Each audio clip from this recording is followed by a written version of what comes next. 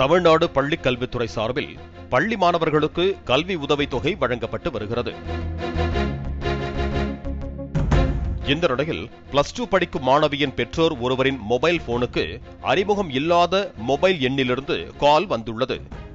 எதிர்பக்கத்தில் பேசிய நபர் மாணவியின் பெயர், பெற்றோரின் பெயரை சரியாக கூறி, உங்கள் மகளுக்கு 37,041 ரூபாய் உதவித்தொகை வந்துள்ளதாகவும், அதனை போன்பே, ஜிபேயில் தான் அனுப்புவோம் எனவும் வங்கிக் கணக்கு குறித்த விவரத்தையும் கேட்டிருக்கிறார்கள்.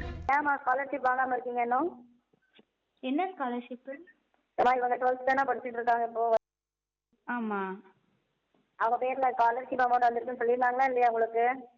சொல்லலையே. அம்மா இங்க பேரே கொடுத்துருக்காங்க, கால் பண்ணிருக்காங்க, நீங்க வந்து கரெக்டான ரெஸ்பான்ஸ் கொடுக்கல. அம்மா பேரு, அப்பா பேரு, வயசு, ஸ்டூடெண்ட் பேரு, சரிங்களா? ஸ்டூடெண்ட் பேர்ல வந்து பணம் வந்திருக்குமா, கல்வி உதவி தொகை 37,041 ரூபாய். சரி. உடனே சுதாரித்துக் கொண்ட மாணவியின் பெற்றோர் தகவல் எதையும் கூறாமல் இருந்துள்ளனர். பின்னர் சரிபார்த்துவிட்டு கால் செய்யுங்கள் என பெண் ஒருவர் பேசிவிட்டு இணைப்பை துண்டித்துள்ளார். ரோல் நம்பர் என்னம்மா? அது தெரியல, அவங்களுக்கு தான் தெரியும். நீங்க யாரு? அவங்க அம்மா. Okay sir. மேடம், இந்த பணம் இன்னைக்கு டேட்ல டிரான்ஸ்ஃபர் பண்ண போறோம். 37,041 ரூபாய். யாரோட அக்கௌண்ட்டுக்கு வாங்கிக்க போறீங்க?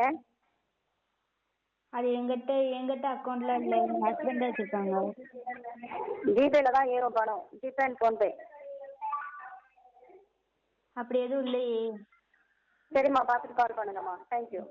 இது குறித்து மாணவியின் பெற்றோர் தகவல் அளித்த நிலையில் செய்தியாளர் அந்த எண்ணிற்கு தொடர்பு கொண்டு பேசிய போது, எதிர்பக்கத்தில் பேசிய பெண் ஒருவர் நேற்று எப்படி கால் வரும் என கூறி இணைப்பை துண்டித்து விட்டார். சொல்லுங்கப்பா, சொல்லுங்க. கால் வந்திருந்தது நேற்று.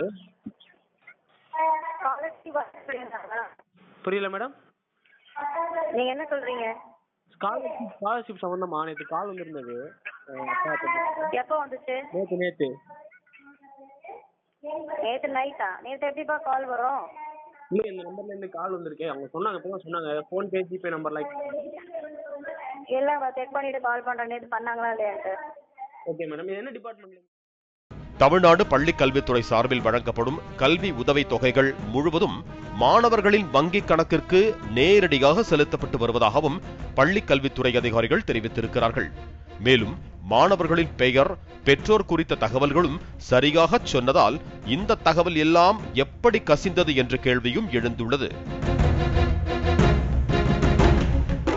எனவே இது போன்ற பணம் பறிக்கும் கும்பல் வங்கி எண் குறித்த தகவல் கேட்டால் தகவல் தெரிவிக்க வேண்டாம் என அறிவுறுத்தப்படுகிறது.